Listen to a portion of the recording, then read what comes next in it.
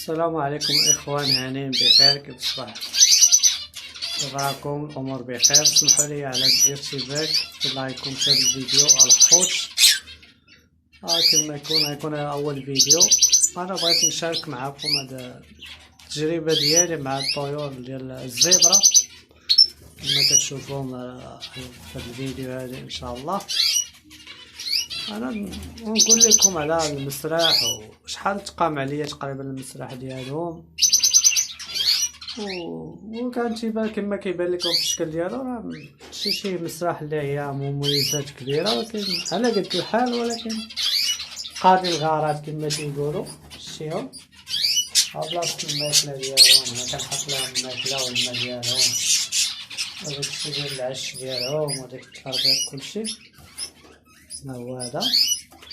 وبالنسبه للسلك اللي درت ليهم هما عادي، السلك هذاك تيقولوا ديال الرمله كيكون بحال الغربال ديال الرمله، رخيص تقريبا تيكون داير شي 300 وشي حاجه المتر كاري.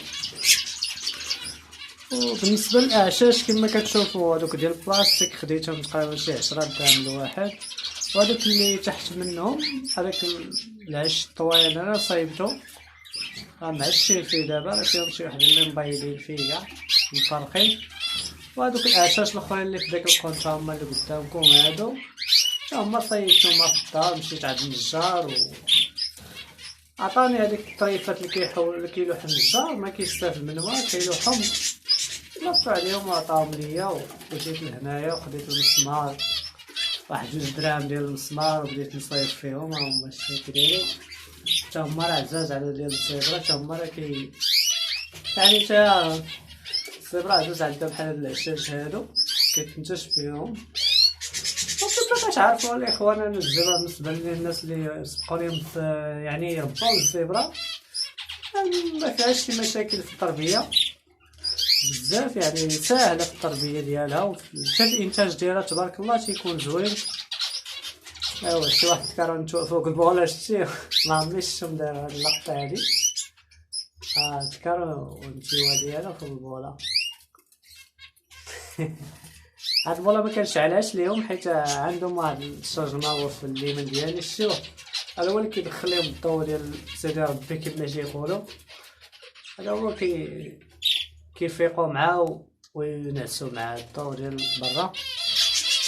المسرح تقريبا تكون فيه تقريبا في العلوره زوين، العلوره تكون فيه شي 2 متر والصرف، وفي العرض ديالو غتكون متر وفي الطول تكون شي 190 متر. وبالنسبه للازواج اللي درت فيه تقريبا شي 8 الازواج، درت فيه 8 الازواج هما كتشوفوهم. كاين اللي فيهم خدام دابا وكاين اللي مازال، وكاين اللي جا مالهاش باقي ما بغاش، كاين اللي عنده وليدات. انت كتشوفوا النتيوه هادي لا خرجت من العش، هادي عندها وليدات، هاديك حيت طليت عليها داك النهار لقيت عندها وليدات. ايوا هادشي اللي كاين الخوت بالنسبه للمسرح، ماشي شي حاجه تقريبا هادشي كامل الفراخ وهادشي العود وهادشي تقام عليا شي تقريبا شي 16000 ريال بحال هكا حتى 20000 ريال. التمارجم ديالي هذيك التمر على حسابي انا دوزت فيها مصايبت هادشي كامل. شريت هاد ليستون وشريت هاد السلك والعود الاخر تقلبت دبرت عليه وصافي لقيتو. انت ولكن قاضي الغرض الباب ها هو باب عادي.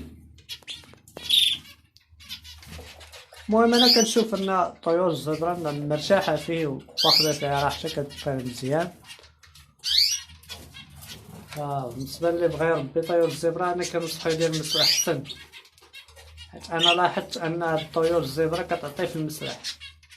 حيت كما كتعرفوا ان الطيور الزبرة تكون طيور يعني اجتماعيه، زعما يعني كتعيش في جماعات، ماشي ملي كدير تكارونتوا مع الانتاج كيكون. جربت انا تكارونتوا كنت خديت 3 زويجات في القفز، كل زويجه دايره في قفزه، ولكن ما عطاونيش ما فشوش ليا قلبي كما كيقولوا المغاربه، فهمتي؟ ما مشوش ليا مزيان. كاين اللي هرس البيض كاين اللي هنا، ولكن هنا في المسرح انا كنظن تكون النتيجة زوينة ان شاء الله. دعوا معنا الخوت، الله ييسر الجميع وكل موالع اي دومين في اي انتاج اي نوع ديال الفراخ كيربي، الله ييسر ليهم فيه. والله كاين مازال ان شاء الله، مازال غنوريكم شي فيديوهات اخرين على الطيور ديالي، حيت ما عنديش غير هاد الزبرة، عندي شي انواع اخرين منهم البيروش، البادا، الكنار، الزامس، عندي بزاف انواع، وكل مره غندير لكم فيديو على شي نوع ان شاء الله. ونتمنوا تدعمونا وتشتركوا لنا في القناه وتعطيونا شي اراء ديالكم وعلى هذا المسرح اللي شفتو قدامكم وعلى هذه الطريقه انا باش خدام معاهم. وان شاء الله مازال غنجيو فيديوهات غنوريكم الوليدات ديالهم وغندخل عندهم المسرح، واخا انا ما كنبغيش نبسطهم، كنخليهم على راحتهم، كنعطيهم الماكله ديالهم والشراب ديالهم وكنخليهم على خاطرهم، ما كنبقاش نبسطهم بزاف. ايوا هذا ما كان الخوت، والله يسر الجميع والله يتهلاو ليا فراسكم، ونشوفكم في فيديو جديد ان شاء الله في اقرب الوقت.